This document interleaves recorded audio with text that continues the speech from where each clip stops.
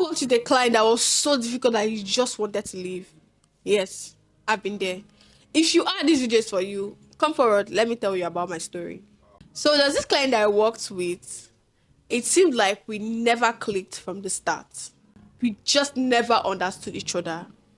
And you tell me what to do, and I would go ahead to do it. And then it's not what he wants. I never understood why until I used this framework. Set boundaries, clear communication, establish clear communication channel and framework. Tell them or leave them. So the first, I had to set boundaries. I actually learned this via experience. I had to learn this via experience. I realized that one of the reasons why we were having issues was I didn't set boundaries from the start. I had a particular closing time, work closing time. And when this client sends me a job to do, I still go ahead to do it, even though it was past my closing time. So sometimes when he sends me a job to do and it's past closing time, obviously I've closed. But then because I had been accepting it past closing time, he felt like I was ignoring him. And then he always like leave me some nasty messages, some messages that were not really pleasant, which I understood he's used to that. So to him it's like I'm on work duty, whereas I am actually not.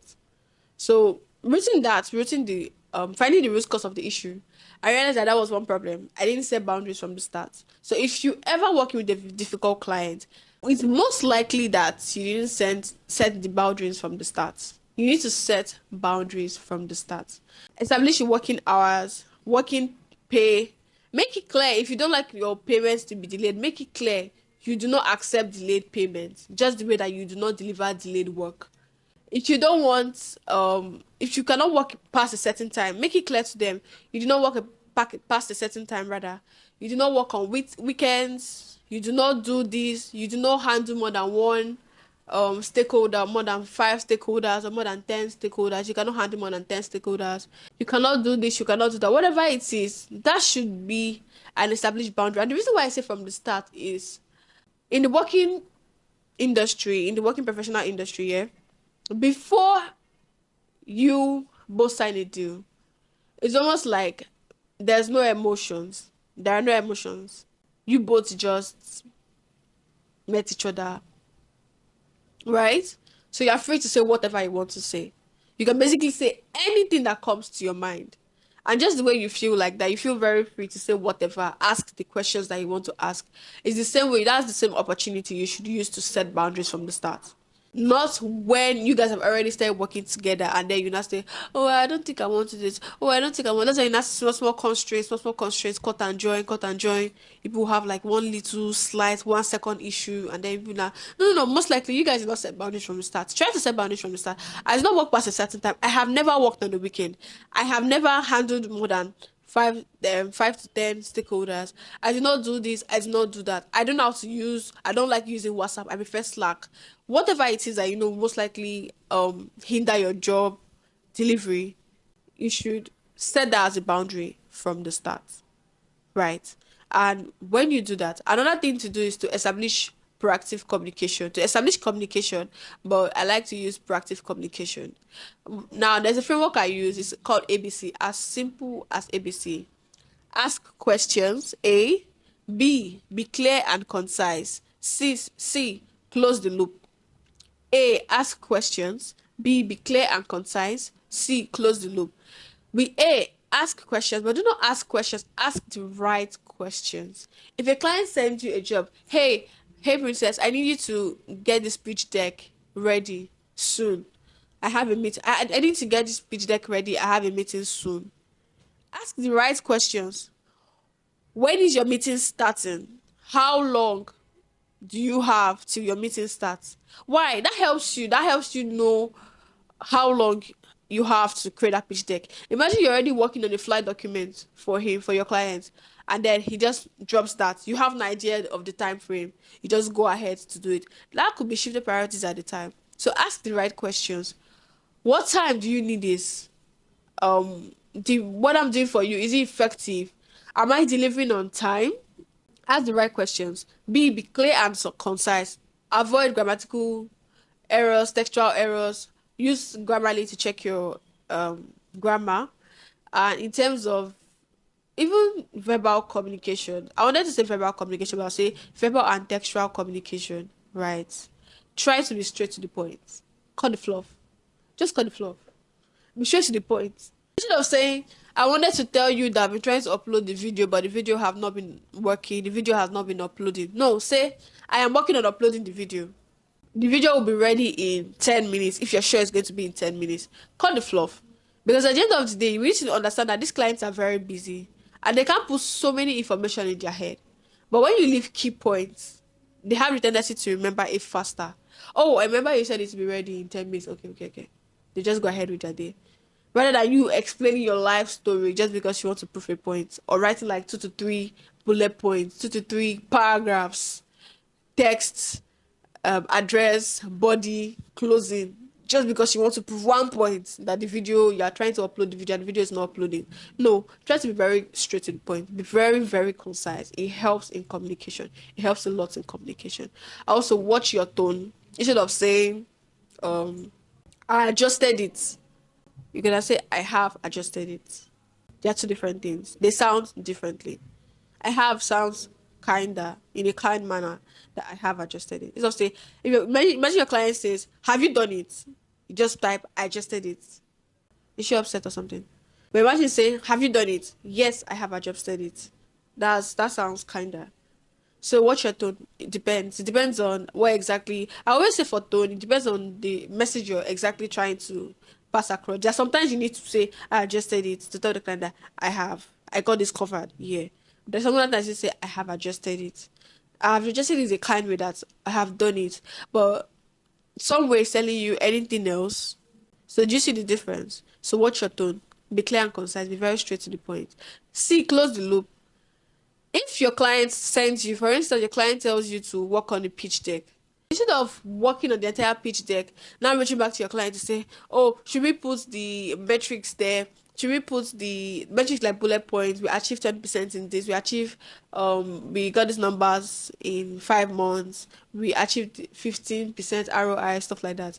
So instead of putting the metrics there, or instead of asking whether to put the metrics there, or say, oh, should we say this particular thing? Should I add these pictures? Am I allowed to add the company's logo? Just close the loop. Ask questions immediately. Your client tells you, work on this pitch deck. I need this pitch deck to be ready in. Your client tells you, work on this pitch deck. I have a meeting soon. You can ask, what time is the meeting? I will start working on it right now if it's a priority, if it's a high priority task. Your client says, I have a meeting in 3 hours. Close the loop.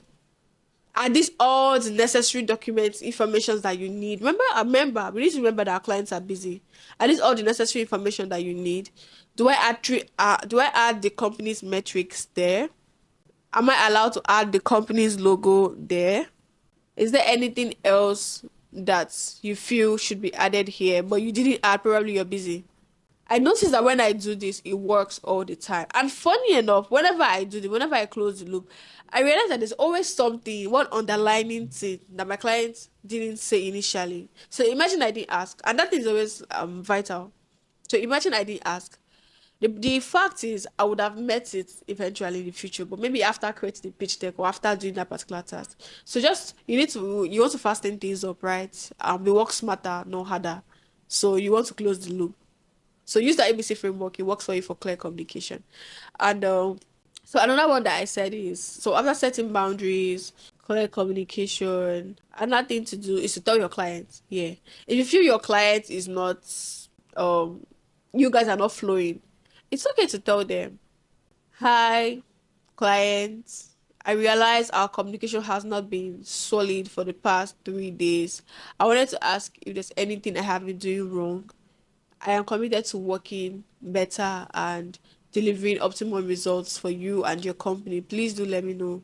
Or, hi, I was thinking we hop on a brief call today. I realize our communication have not been very strong and I'm looking forward to fixing that this weekend or this week. Can actually reach out to your client. Tell him that, yeah, you feel you guys have not been communicating well, and then, excuse me, you want to know why That's not working well for you guys. So don't just assume. Don't just say, "Oh, my client is difficult." Oh my God, he's always doing that. She's always doing that. She's always sending me tasks early in the morning. She's always doing this one. Sometimes you don't know. Like it can just be it can just be an underlying issue that maybe this is just the reason why. And imagine you don't reach out to them, right? You never get to know why that is happening. It could just be that they're very stressed in the morning. Imagine your clients always saying, "Do this now," put an exclamation mark, and then you'd be like, "This woman has come again," and you don't reach out to her. Imagine not having a conversation with her. She's like, "Oh, I'm sorry. I'm always very stressed in the morning. I have to go to the shop very early in the morning. So whenever I tell you something to do, whenever I give you something to do, I just want you to do it immediately." At least you understand that the exclamation mark does not necessarily mean shouting at you or trying to be toxic. She's just really stressed. But you at least you know why. So it's very important that you ask your client. Another way that you can work with difficult clients, to be honest, is to leave them. So if you have tried all these frameworks, right? You've tried to reach out to them, you've tried to establish a clear communication. Yeah, I even skipped one, clear communication channel. So I'll talk about that briefly. Clear communication channel is this helps me. This is very personal because it helped me. There was a client that I was working with. I realized that when we use WhatsApp, I used to miss important details because we had a lot, like projects were flooding in, and as he drops, I do on to the next. It was like that. That's how we were working, like straight up. So sometimes I'll miss important details, and I have to be going to WhatsApp button searching pitch deck. I'll not search the name of the company. So there's another search 5 p.m. I remember that I said I should get to work 5 p.m. and I searched 5 p.m. It was so stressful. Till we actually he brought up the idea that, oh, why not we use Slack? I was like, that's true. Slack. If you know how to use Slack, you know Slack gives you the option to have different channels. So if you are working, let's say you're working with a tech founder, right? And this edtech founder has like two projects. One is his edtech company, probably on research. That's competitor analysis, market research. The other one could be on stakeholders management, right? Pitching, pre-seed funding, stakeholders management. The third one could be on his personal life or her personal life. The third one could be on the client's personal life. Let's say schedule, whatever. So with Slack, you can actually break them into three. Slack gives you the opportunity to have three channels in one space. So when you know anything for pre-seed funding, the client drops it in that pre-seed funding channel. Slack is one, but has all this there. So when it's time for the personal client, when the client wants you to arrange the schedule, book a call with somebody, the client drops it there. And immediately you see it, and Slack gives you a notification. So immediately you see it. Guess what? After we did that, we stopped missing details. I stopped missing important details. And we worked flawlessly ever since then. We had worked flawlessly ever since then. So clear communication channel, I take it very personal because it was a personal experience I had. So sometimes one of the reasons could just be clear communication channel. It could just be that the communication channel you're using is not friendly enough. I've had a client that we moved from WhatsApp to Instagram. Yeah. I've also had another client that we moved from WhatsApp to Slack. I've also had another client that we moved from LinkedIn to WhatsApp. So it depends on the communication channel. I always say pay attention to communication channel. Most times, also oftentimes, depending on the diversity of your work, it impacts the communication with the client. And also communication framework. Anyways, I shared the ABC method. That's one. Another one you can use, actually, just proactive communication. Trying to be try to see the situation from the other person's lens, from the other party's lens, not from your client's lens. So if your client is always acting in this way, try to switch positions for a bit. If you're in this client's shoes right now, is it the same way you act? If why? If so, if definitely that's it, why? What could be the reason? But it still boils down to you asking your client because you can't be doing guesswork. We don't do guesswork here. You have to ask your client to find out what the problem is. So yeah. So I haven't talked about clear communication channel. Back to our last point. Leave them. If you have tried all this, you have tried to establish clear communication, you have tried to establish clear communication channel and framework in this person, you have asked them, they don't tell you, you have also established clear boundaries from the start, but it's still toxic, most likely just leave them. they're most likely not the one for you, right? There's this proverb, one man's meat is another man's poison. Yeah. So it could be that you are not just the right person, not necessarily because you are toxic or because you don't do your job well. Let's assume that's not the case. You are most likely not just the right person for them. Energy never lies. Energy doesn't lie. It could be that you guys are not just meant to work together. They could find another and then maybe another assistant and then they just go flawlessly. Just the same way you can find another client and you guys just work flawlessly. So sometimes the best is to leave them. Don't try to manage the situation, right? If it's not working, it's not working. Most likely you guys are not meant to be. You guys are not meant to work together. So yeah, I hope I was able to dish out some value today. Yeah, you guys are watching. You guys are doing well for watching me to this point. Okay, okay, I like this. I like this. Like, subscribe. I hope to see you tomorrow. And by the way, share down in the comments which of the tips you think was the best and which would you rather use. See you in my next video. Bye.